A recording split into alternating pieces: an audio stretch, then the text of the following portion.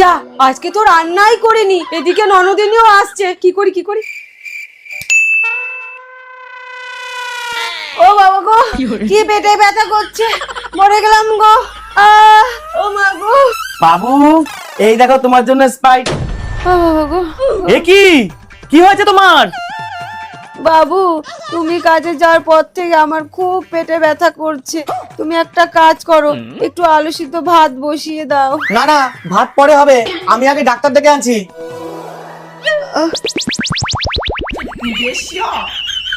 আসুন আসুন doctor madam, আসুন আসুন আসুন আসুন ম্যাডাম, আসুন, বসুন। বাহ, থামস আপ। ডাক্তার ম্যাডাম দেখুন। হ্যাঁ হ্যাঁ।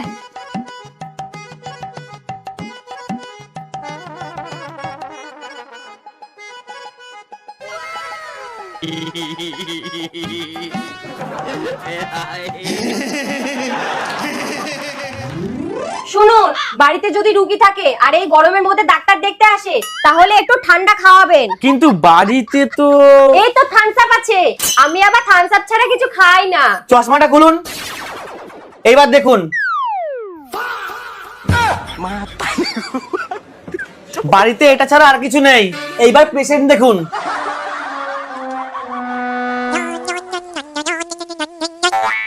হ্যালো, বলছি আজকে না আমি আসতে পারবো না, বৌদিকে বলে দিস। কিন্তু তোর জন্য যে আমি স্প্রাইট নিয়ে আসলাম। ওটা বৌদিকেই খাওয়া।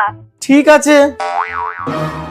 কি গো, আমি সুস্থ হয়ে গেছি, আর ডাক্তার লাগবে না।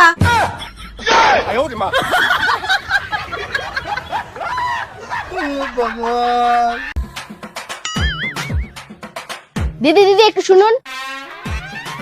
বলুন, এখানে মিস্টার শিবু সেনের বাড়ি কোনটা? আমারই দেওর হয়, সামনেই বাড়ি, আমাকে বলতে পারেন।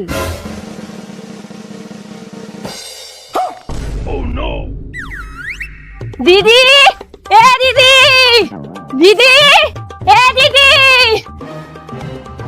কি হয়েছে রে?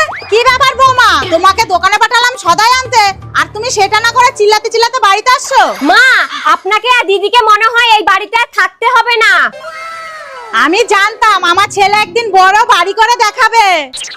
না মা, শুধু জানলেই হয় না, তার জন্য সব সময় পাশে থাকতে হয়। ওই যে কথায় আছে না, একটা পুরুষ মানুষের সাকসেসের পেছনে একটা মেয়ের হাত থাকে, সেটাই হলাম আমি। আরে আমার কথাটাও একবার শোনো। হ্যাঁ, এখন তুমিও ক্রেডিট নাও। শোনো, একটা ছেলে ভালো কাজ করে তার বউর সাথে থাকার জন্য না, মায়ের সুশিক্ষার জন্য, বুঝলা? মা, আপনারা শুধু শুধু ঝগড়া করছেন, আমার কথাটা তো শুনুন। মা,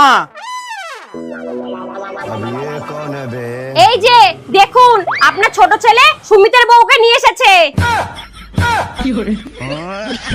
সুমিত আপনাদের নামেও থানায় কেস করেছে, এবার জেলে গিয়ে ক্রেডিট নেন। তোমাকে তো আজকে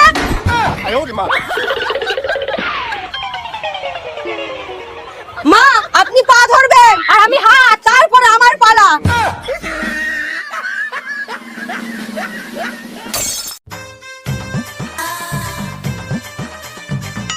দিদি, ও দিদি, বাড়িতে আছো?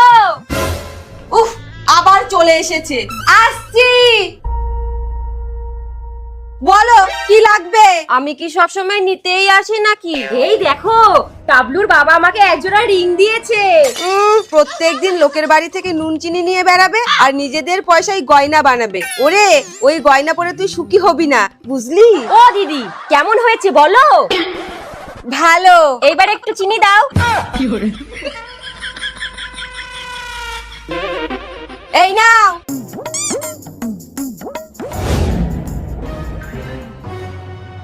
কি গো, বলি লোকেদের দেখে কিছু শেখো। ফালতু প্যাচাল পেরোনো তো, খবরটা দেখতে দাও।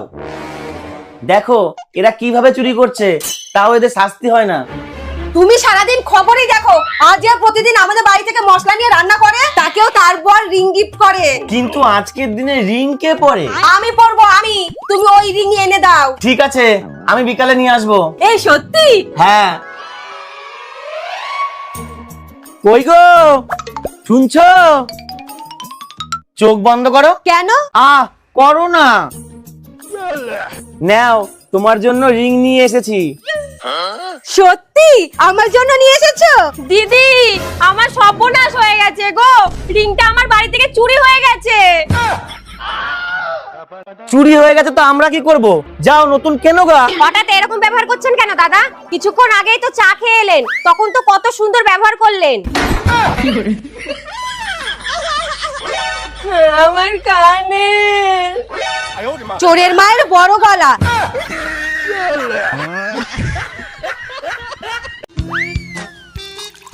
আমাকে আরেক প্যাক ডাল দে তো। কত বুদ্ধি খাটিয়ে বাড়িটা ফাঁকা করতে হলো।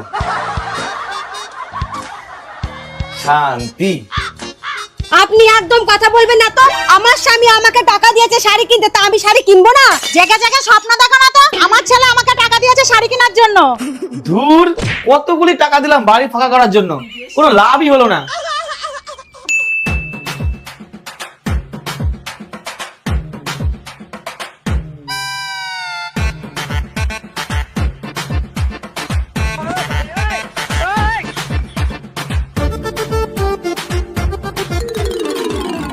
দাঁড়ান, আমি আপনার ছেলেকেই জিজ্ঞাসা করে আসি। কই তুমি, কোথায় গেলা? এ কি, ঘরে তো নেই। ও, তুমি ঘুমাচ্ছ? কি গো, তুমি কাকে ও, আমাদের মধ্যে ঝামেলা বাঁধি দিয়ে নিজে লুকিয়ে লুকিয়ে কোল্ড ড্রিঙ্কস খাচ্ছ? খাওয়াচ্ছি। দূর, কি কপাল করে যে একটা বৌমা পেয়েছিলাম, শাশুড়ির সাথে হিংসা করে।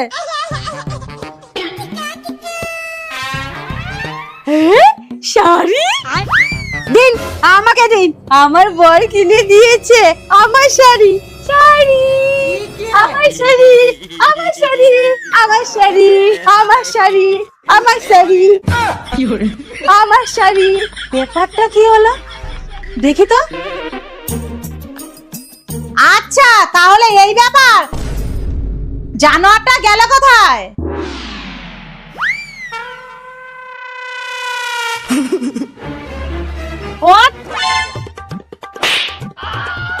তোকে বলেছি না বাড়িতে এসব আনবি না।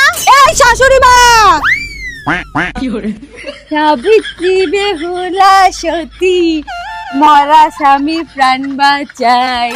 স্বামীর চেয়ে দামি কিছু নেই রে দুনিয়া। মদ খেয়ে মাতলাম, আগে তোমার হিসাবটা নিয়ে নি। স্বামীর প্রাণ বাঁচাতে এসেছে।